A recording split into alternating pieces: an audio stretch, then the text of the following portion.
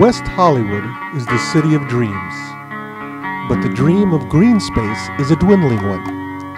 Our oldest and last community garden may soon be sold and vacated.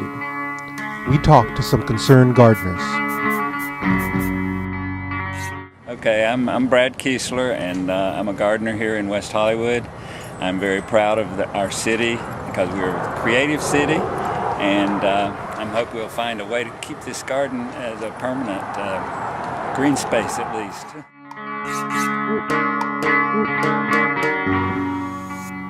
West Hollywood currently only has 4 parks, so in this dense urban landscape, any green space is precious. Learning how to grow our own food also teaches us how to more wisely use our resources. Hi, my name is Ruth, and I've been a gardener here since the very beginning, 24 years ago. And I can look back to the time when this was asphalt and we had to clear it and work real hard, and it's given me tremendous enjoyment all over the years.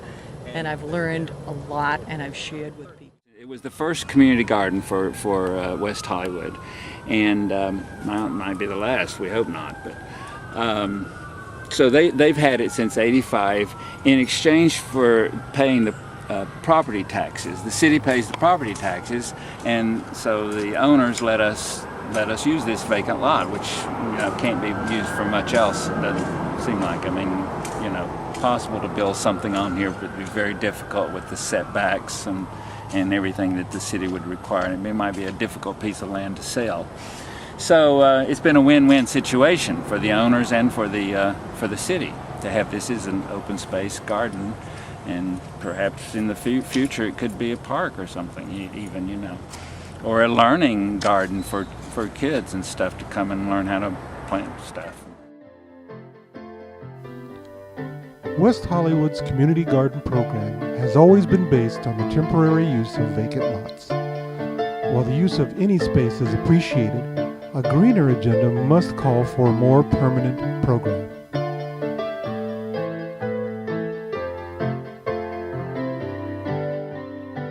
My name is Patrick Finese, and I've lived in West Hollywood now for over 20 years. I just don't understand it. I mean, even Michelle Obama is putting a community garden into the White House. I don't understand how they don't see the value of having a community garden, and that's the most disappointing thing. We need more green space. We don't need another condo. So I'm hoping that they'll change their thinking on that and come around and find a way to save the gardening program, because I can't tell you how much it has meant to me and how great it has been. So I'm still hopeful that they'll find a way of keeping it alive.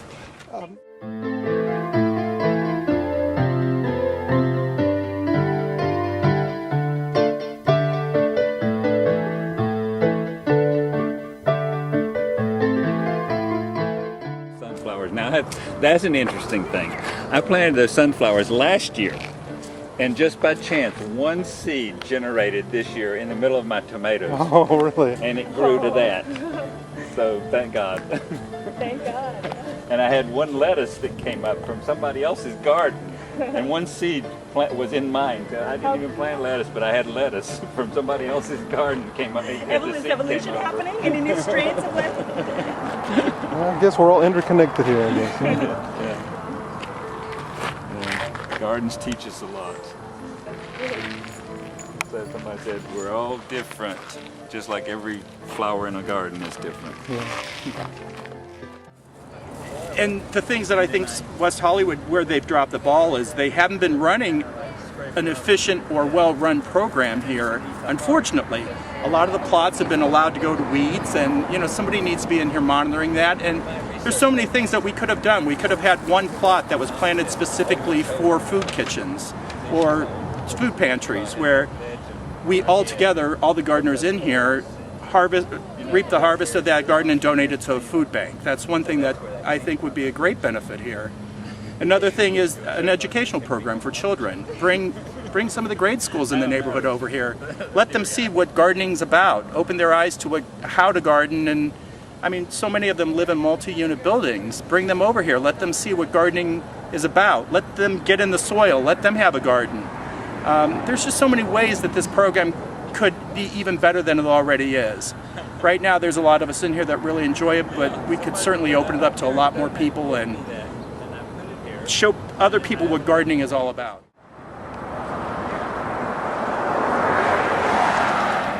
You can see we're surrounded here by San Vicente on one side and Norwich, a a neighborhood street. So we have people walking their dogs all around here all the time, and you can say hi over the fence and get to meet your neighbors, and just even the traffic going by on San Vicente here, which is one of the main entrances to the southern part of West Hollywood.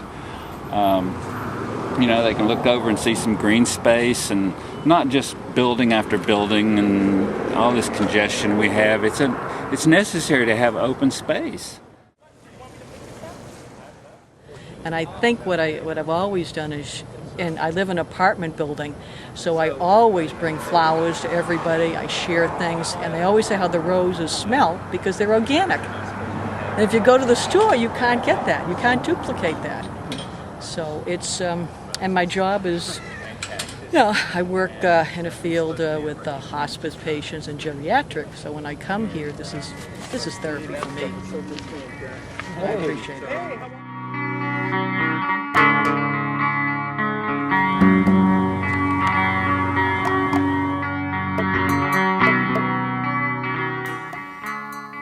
Given West Hollywood's generally progressive approach and the community's growing concern, the neighborhood is hopeful. We live in a city known for its diverse, involved citizens and responsive leaders. The garden that is West Hollywood must grow, and with luck and nurturing, we believe it will.